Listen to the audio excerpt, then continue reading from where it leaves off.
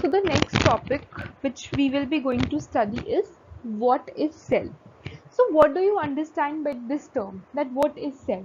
So cell, it is one of the basic structural and functional unit of the cellular organisms. So this is the basic definition of the cell.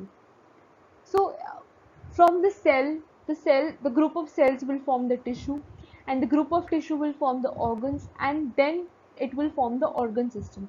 So the basic and the smallest unit is the cell, which is forming the organs and the tissues. So let's start with the first slide of definition. If we start with the definition, then basic structural and functional unit of cellular organisms is the cell. This is the standard definition which has been used. Then there is a diagrammatic representation which is showing the structure of the cell and various organelles that are present in case of the cells. So there is a nucleus, that is the main control house of the cell. There is the endoplasmic reticulum here, which is responsible for the protein synthesis. There is a cytoplasm, which is in which it is a fluid-like consistency in which all the organelles of the cells are present. There is a cell membrane. Then there is a DNA, which is in the nucleus of the cell. There are lysosomes. There are ribosomes. There are mitochondria, powerhouse of the cell, and the Golgi apparatus. So these are all the organelles which are present in the cell, and this is the basic structure of the cell. So if we define the cell can be as an aqueous compartment which is bound by a cell membrane. That is shown in this case, that the cell is bounded by a cell membrane, and it is capable of independent existence and performing the essential functions of this life. So the basic unit is responsible for all the necessary functions of the life. So who discovered the cell? Where does this term cell comes from? So if we take a look at the history, then Robert Hooke was the first who discovered the cell in 1965. So what he done, he was experimenting on a piece of bottle cork, and under a compound microscope he noticed some of the minuscule structures that reminded him of small rooms. So while performing the experiment, he took a piece of cork and put it in the compound microscope and noticed that there were small rooms, and he named these rooms as small rooms as cells. So there he came from, there he defined the term cell. So one of the limitation for this study was that under the microscope, when he was observing, the microscope had very limited magnification, and hence he could not see any details in the structure owing to this limitation. So who concluded that these are non-living entities. So the first, in 1965, he discovered the cell, and he told that this is a non-living entity. It is non-living entity. Then comes the another scientist, that is Anton van Leeuwenhoek. What he observed, that the cells under another compound microscope, so he took another compound microscope which was with higher magnification, and he concluded that these cells were alive. So these cells were alive. So when he noticed, or when he observed this under the higher magnification compound, it was concluded by him that these cells were alive, and he named these as animules. So he named these cells as animules. Then in 1883, Robert Brown, a Scottish botanist, he provided a very first insight into the cell structure. So he defined the term cell, and he told that it was a non-living entity. Then this scientist came and he told that the cells were alive when he observed under higher magnification of the microscope. And after that, Robert Brown, he was the one who told that the first insight of the cell structure was given by the Robert Brown. So he was able to describe the nucleus which was present in the cells of orchids. So he was able to define the nucleus, which was the control house of the cell. So he was able to define this. Next comes what are the characteristics of cells. So cells provides the basic structure to the body of an organism, as it was being defined in the definition itself, that it is the basic structural and functional unit of any cellular organism. So first the cell will be formed, then the tissues, then the organs and the organ system. So the main function of the cell here is to provide the structure and support to the body of an organism. So the cell interior is organized into different individual organelles surrounded by separate membrane. So there are various organelles, as in the first slide in the diagram itself it was being depicted that there were various organelles. For example, there were mitochondria, there were Golgi apparatus, there were uh, endoplasmic reticulum. So all these were organelles which were separated by a separate membrane, and the separate membrane here is the cell membrane or the plasma membrane. Now the nucleus, which is the main control system of the cell, it holds the genetic information. So the cell genetic information in the form of DNA, which is necessary for the reproduction and the cell growth. So that is responsible for the reproduction and the cell growth. So every cell has one nucleus. Every cell has a nucleus in it, and they are membrane bound organelles in the cytoplasm. So there are membrane bound organelles in the cytoplasm. Then the mitochondria, which is also known as the powerhouse of the cell, which gives the energy to the cell in the form of ATP. It is a double bound organelle which is mainly responsible for energy transitions that is vital for the survival of the cell. So it provides the power to the cell. And a mitochondria, which is a cell organelle, it is a double membrane bound organelle and responsible for energy transitions for the survival of the cell. So these are some of the characteristics of the cell. Lysosome is also another organelle, cell organelle, which digests the unwanted materials in the cell. So they digest the unwanted material in the cell. Then comes the endoplasmic reticulum.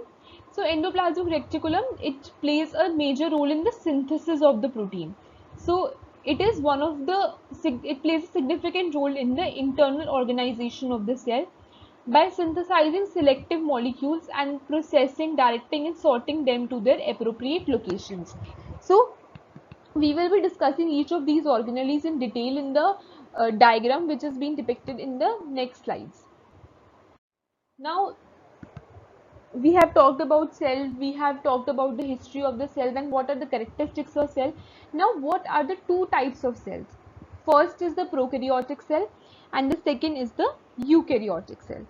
So that we will be discussing about each of these cells. Now this is a diagrammatic representation of showing with how a prokaryotic cell looks and how a eukaryotic cell looks. So prokaryotes mainly include the bacterias in it. So this is the basic diagram of how a prokaryotic cell looks like. The prokaryotic cell, as it has been depicted here, there is a flagellum, there are some ribosomes in it, then there is a cytoplasm, which is a fluid-like consistency in which all the organelles of the cell are present. There is a nucleoid which has a DNA, genetic material in it. There is a plasma membrane which which helps in the protection of the cell. There is a cell wall which is just after the plasma membrane. It is being depicted here. Then this is a capsule and these are pilus. So this is a prokaryotic cell which is being depicted like this. Then what about the eukaryotic cells? The eukaryotic cells can be the animal cells as well as the plant cells. So they have all the organelles present in it. So we have already discussed some of the organelles in detail. So these are all the organelles which is present in it.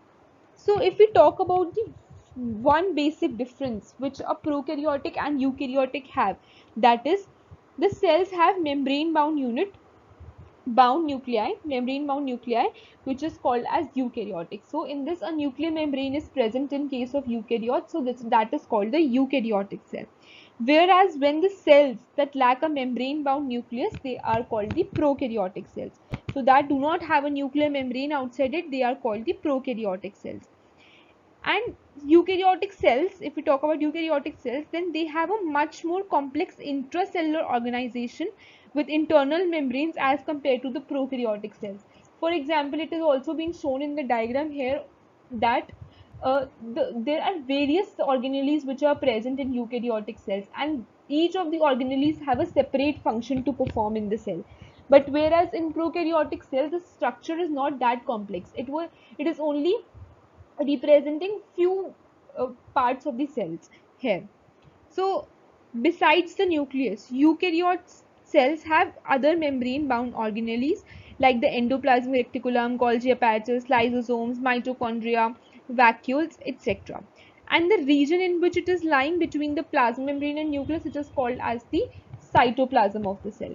So the region in which all the organelles are present, they are called the cytoplasm, which is comprising of cytosol and the organelles. So cytosol is being depicted here, and the prokaryotic cells lack such unit membrane bound organelles. So the prokaryotic cells do not have these membrane bound organelles as the eukaryotic cells have. So we will be discussing in both these cells in detail also, that what is a prokaryotic cell. So the prokaryotic cell, as I have already told, it does not have any nuclear membrane in it. So the example of prokaryotic cell is the bacteria, in which there is a genetic material which is freely suspended. So here it is shown that the nucleoid, here it is shown that it is a DNA. So DNA is the genetic material which is freely suspended in the cell, and this region is nucleoid. So this is the nucleoid region in which the DNA is present in freely suspended form. Now they are usually single cell microorganisms. The examples are given here. The bacteria is one of the example, which is a prokaryotic cell, and examples can be archaea, cyanobacteria. So these are some of the examples. The cell size usually ranges from 0.1 to 0.5 micrometer in diameter. So this is what the cell size is in diameters. And the hereditary material can be DNA or RNA. So both of these can be the hereditary material for a prokaryotic cell. The prokaryotes generally reproduce by the process of binary fission. So binary fission, in which one cell is being divided into two parts, two daughter cells. So this is called as a binary fission, and binary fission is an example of asexual reproduction. So they are known to use conjugations, which often seen as a prokaryotic cell, which is equivalent to the sexual reproduction. However, they do not perform sexual reproduction. In case of bacteria, generally we see there is an asexual reproduction which is being performed, and the process of binary fission is mainly they reproduce by the process of binary fission. So binary fission is when there is a daughter cell and there is a cell, there are nucleus which is present, there is a cell division of this, and binary fission in which two daughter cells are produced with the nucleus in each of them. So this is what the prokaryotic cell. Next is about the eukaryotic cell. So eukaryotic cells, they are characterized by a true nucleus. So true nucleus means here that they have a membrane bound nucleus which is present in the eukaryotic cell. The cell size, which ranges from 10 to 100 micrometer in diameter. So the cell size will vary between these two diameters. The eukaryotic cells will involve the plants, fungi, protozoans and animals. So they involve all of these categories. Now there is a plasma membrane which is responsible for monitoring the transport of the nutrients and electrolytes in and out of the cell. So it is also responsible for the cell to cell communication. So there is a plasma membrane which is being depicted here, and the main function is to transport the nutrients and electrolytes in and out of the cell, and it is responsible for the cell communication. So in case of eukaryotic cells, they reproduce both by the sexual reproduction and by the asexual reproduction. So they are produced by both the types of reproduction. And there are some contrasting features between plant cells and animal cells. So what are these features? We will be discussing in detail in the next slide, that eukaryotic cells have been divided into two parts, that is the prokaryotes and the eukaryotes, and that is the plant cell and the animal cell. So here it is a diagrammatic representation of both the cells. So the basic difference which plant cell and animal cell is having is that the plant cell first of all have the cell wall, while the animal cells do not have the cell wall. They only will be having the cell plasma membrane or cell membrane. So this is one of the basic difference. Next is the plant cell have vacuoles present in it. They have large central vacuoles, but animal cells either have the vacuoles in very small quantity or in very small size, or they are absent in vacuoles. So animal cells do not have the vacuoles. The next is plant cells have the plastids, which is chloroplast, chromoplast, leukocytes. So they have the plastic, and that helps in the the chloroplast helps is the main kitchen of the cell, which helps in the food production of the cell. Then chromoplast, they provide various colors to the plant, and leucoplast, they stores the food in the form of starch, fat, and proteins. So these are what three main differences which a plant cell and an animal cell have. So what we will do is what we will be discussing these organelles in detail, that what are the functions of these organelles. So first of all, we talk about the cell membrane, which is common in both the animal cell and the plant cell. So cell membrane, they enclose the cell and regulates in and out of the substances. So it was being described in the previous slide also, that it will be responsible for the in and out transport or communication, cell to cell communication. So that is what a cell membrane does. In cell membrane or plasma membrane in case of animal cell, so it is named as both. So main function is the movement of the molecules inside and outside of the cell. So that is the main function. Now if we talk about cell wall in case of plants, so cell wall is being depicted here. This is the cell wall, the dark green portion of this is the cell wall. So what is the role of cell wall here?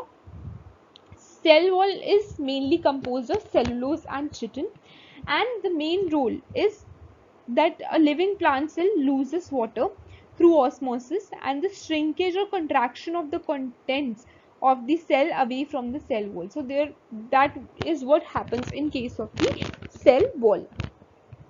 Now cytoplasm, if we talk about cytoplasm is in both the case of animals and the plants. So they are depicted here, and they are in both the things. So it is a fluid which is found outside the nuclear membrane. So it is a fluid which is found outside the nuclear membrane. This is a nucleus, here this is the nucleus, and here this is the nucleus. It is the outside of the fluid like consistency in which all the organelles are present, that is known as the cytoplasm. Next we talk about is nucleus. So nucleus is being depicted here, and in this it is being depicted here. This is the nucleus. So most important organelle of the cell, it is considered as the most important organelle of the cell, and it usually lies in the center of the cell. So they usually lie in the center of the cell. For example, you can see in both the cases, it is like there is a this is a nucleus which has been present here, and this is the nucleus which has been present in the animal cell in the center of the cell. So they control all the activity of the cell, and it is also known as the control room of the cell. So this is known as the control room of the cell. Next we will talk about is about the mitochondria. So mitochondria, as we know, it is the powerhouse of the cell. So mitochondria is a single mitochondria, that is what is known as the mitochondrion, and here also it is being depicted as mitochondrion. So what is the function? It is called the powerhouse of the cell. So they synthesize the energy which is rich compound ATP. So ATP, it is the energy is being depicted or synthesized in the form of ATP. So their main function is ATP production. Next is Golgi apparatus. This is a Golgi apparatus which is being depicted here, and this is the same. So both of them have the same structure. So they are made up of group of tubes, vesicles, and vacuoles. So they include the storage, processing, modification, and packaging of products in the vesicles. So this is the main function. Then if we talk about the ribosomes, so these are ribosomes which are being present here, and in case of animal cells it is being present here. So what is the main function of ribosome? The main function here is the protein synthesis. The protein is being synthesized by the cell organelle called ribosome. Then lysosomes. Lysosomes perform the main function. It helps in the intercellular digestion, and they are also known as the suicidal bags of the cell. So their lysosomes, it is all depicted in the animal cells. These are called the suicidal bags of the cells. Then we talk about this endoplasmic reticulum, which has been divided into two parts here. You can see this. This is a rough endoplasmic reticulum and this is a smooth endoplasmic reticulum. So what is the difference? As we can see in the structure also, the rough endoplasmic reticulum has small points on it, whereas the smooth endoplasmic reticulum don't have any structure or any other thing uh, on the endoplasmic reticulum. So main function of rough endoplasmic reticulum is protein synthesis and transport, whereas in case of smooth endoplasmic reticulum, it synthesizes and transports lipids and steroids. So that is the main function in case of endoplasmic reticulum. Now, as I have already told, that plants have the three types of plastids, that is chromoplast, chloroplast and leucoplast. So chromoplast is responsible to give the various colors in case of the plants. Chloroplast, which is called the kitchen of the cell, which is responsible for the food production. And leucoplast, they stores the food and form in the form of starch, fat and proteins. So this was about the various organelles of the plant cells. Plants have vacuoles, whereas animals do not have the vacuoles. Then what is left is all of these have been done. So the main function of vacuoles is osmoregulation, and it stores toxic metabolic waste. So that is the main function of the vacuoles in case of the plant cells. So this was all about the types of cells: prokaryotic cells, eukaryotic cells, animal cells, plant cells. What is the difference between a prokaryote and a eukaryote? What is the history of the cell? What is the basic definition of the cell? So all this have been covered in these slides. These are some of the references. Thank you.